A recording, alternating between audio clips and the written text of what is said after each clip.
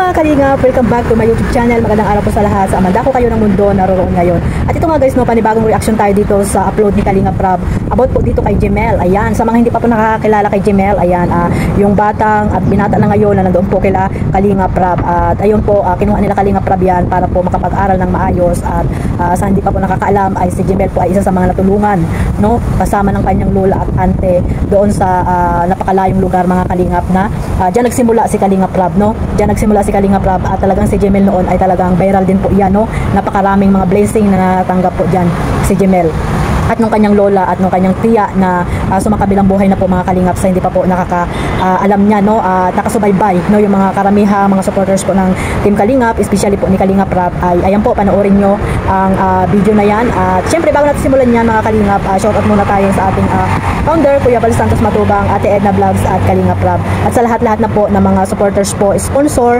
Kalingap viewers, Kalingap charity vlogger, Kalingap supporters, Kalingap tawag dito partners, mega love shoutout po sa inyong lahat. At syempre sa mga kasamahan ko pong reactor, Team Bios, Karipa, at sa iba pa pong mga team po ng reactors dyan na nandito po sa ating Kalingap, mega love shoutout po sa inyong lahat. At sa mga kapwa ko po OFW na walang sawang sumusuporta po sa aking maliit na YouTube channel, at sa buong Team Kalingap, mega love shoutout. At yung mga nandiyan po sa Pilipinas, shoutout po sa inyong lahat, hindi ko na po kayo maisa-isa. At ito nga guys, no, balikan natin itong reaction natin dito sa upload ni Kalingap Rab. May clip video po ulit ako ditong ipapakita sa inyo. Sabay-sabay po nating panoorin ito, at after that ay bigyan po natin ng reaction mga kalingap.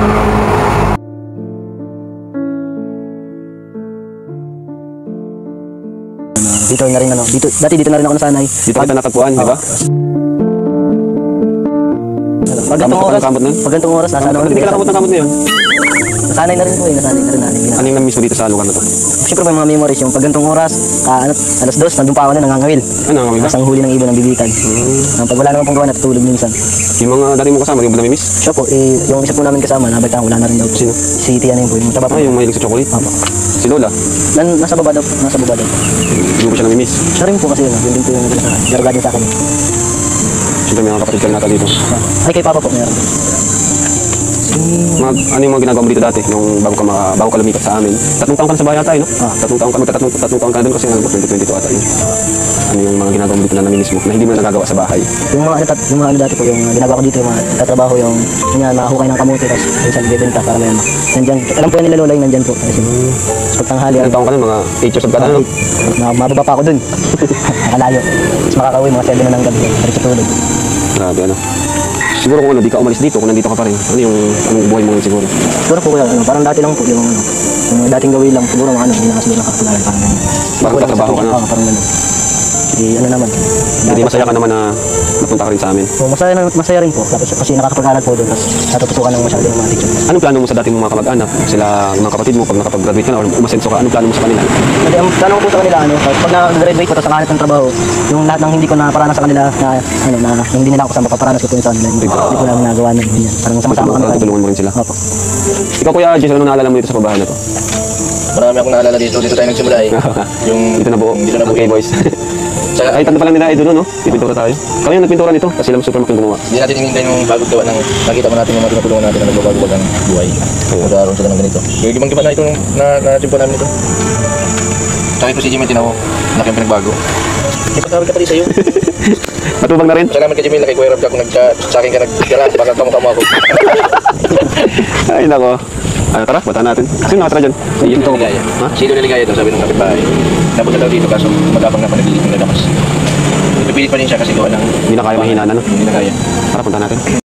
So ayun mga kalingap, sa hindi pa po nakapanood niyan, syempre nakasubscribe kay Kalingap Rab at sa second channel niya po, supportahan po natin at isubscribe niyo po para mas marami pa po silang matutulungan, no? At syempre ang ating founder sa Team Kalingap, Bal Santos Matubang. Ayan, supportahan po natin sila para po mas marami po deserve na matutulungan po diyan sa mandako ng lugar po diyan sa Pilipinas. At ito nga guys, no, ayun nga sabi ko sa hindi pa po nakakilala kay Jemel, ito po ang kalagayan ni Jemel noon na noong nakita at natulungan po ni Kalingap Rab. Diyan po nag-viral din si Kalingap Rab at diyan po nagsimula si Kalingap Rab. At syempre, viral nga si Kalingap Rab, si Kuya Bal po ang dahilan niya, no? At si Kuya Bal dati ay napaka-viral po yan mga Kalingap. Maraming sumusuporta, maraming mga sponsor na ngayon ay iniwan din po si Kuya Bal Santos Matubang. Syempre hindi naman natin sila mapiplease, no? Yung mga sponsor, mga supporters po ni Kuya Bal kasi nga syempre may mga buhay din po sila na siguro ngayon ay ano ang tawag dito, nakatuon po sila sa mga kanya-kanyang sariling buhay mga Kalingap. Hindi natin alam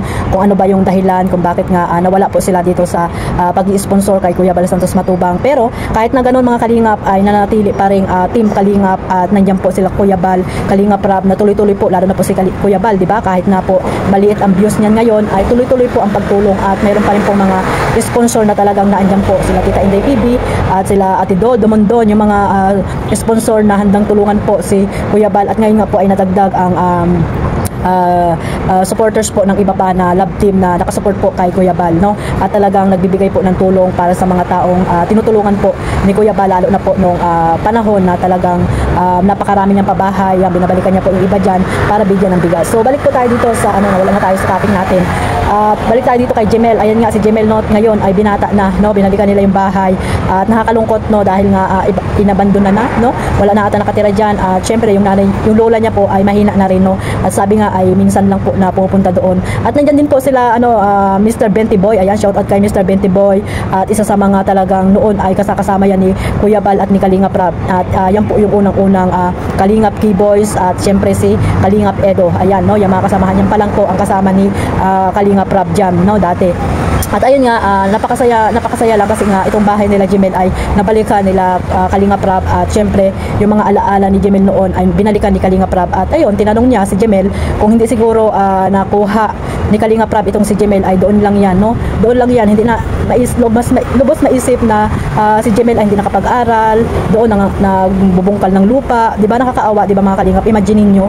Pero ayun nga, dahil kay Kalingap Rab ay nakapag-aral si Jemel. At tingnan niyo naman guys, no? Pati si Jack ay talagang mahal na mahal po yan si Jemel mga Kalingap. At talaga napakaswerte nito dito sa kay Kalingap Rab at nabigyan po siya ng magandang kinabukasan. Sana, no, makapagtapos si Jemel, no, hanggang sa makapagtapos siya at yun nga, sabi niya mayroon din siyang plano para sa kanyang pamilya na pag nakapagtapos siya ay matutulungan niya lalo na yung kanyang mga kapatid.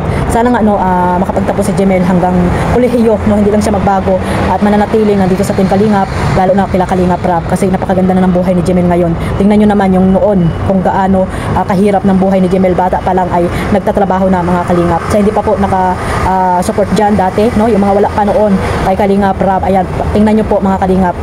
At si Kalingap Maymay ay isa sa mga sumusubaybay na noon 4 years ago pa dyan sa mag-ama kay Kalingap Rab at kay Kalingap kay Kuya Bal mga Kalingap. So nakakatuwa, di ba? Dahil nababalik-balikan ni Kalingap Rab, hindi man lagi-lagi na niya nababalikan, at least po ay nababalikan niya yung mga dati niya mga pabahay mga Kalingap. So suportahan po natin si Kalingap Rab at syempre si Kuya Bal. At ayan, panoorin niyo po yung full video na yan, no? Nandiyan din si Jeneline, no? Maalala niyo ba si Jeneline mga Kalingap na isa po sa mga natulungan din ni Kalingap Rab at ni Mr. Benty Boy na talagang grabe po yan. Nawala po sa pag-iisip yan. Pero ngayon po ay patuloy po ang pagsuporta po dyan ni ano ba yun? Ni Kuya Fernan ba yun? Si Kuya Fernan ba yun mga Kalingap? Na isa rin po sa mga Kalingap na hindi niya po iniwan si Jeneline hanggang sa maging okay na po ang kanyang pag-iisip. At ayun nga, di ba, napakataba ni Jeneline ngayon at maayos na po ang kanyang pag-iisip. So dahil po sa Team Kalingap yan mga Kalingap, kaya grabe ang suporta, grabe ang pagtulong po nila Kuya Bal Santos Matubang. Kung wala po si Kuya Bal, paano na po yung mga taong naghihirap? Paano rin po yung mga vlogger, charity vlogger na ngayon ay yumaman na po dito sa Team Kalingap? Na ngayon ay yung iba ay iniwan na si Kuya Bal, hindi na napapansin si Kuya Bal, di ba? Wala nang driver si Kuya Bal. Siya na lahat mga Kalingap. At ayun, basta wag lang po tayong mawala dito sa supporters ni Kuya Bal, no? Lalo na yung mga sponsor na talagang hindi po iniiwan si Kuya Bal at si Kalingap Rab. So hanggang dito na lang po mga Kalingap. God bless us all. Mabuhay po ang Team Kalingap. Bye bye.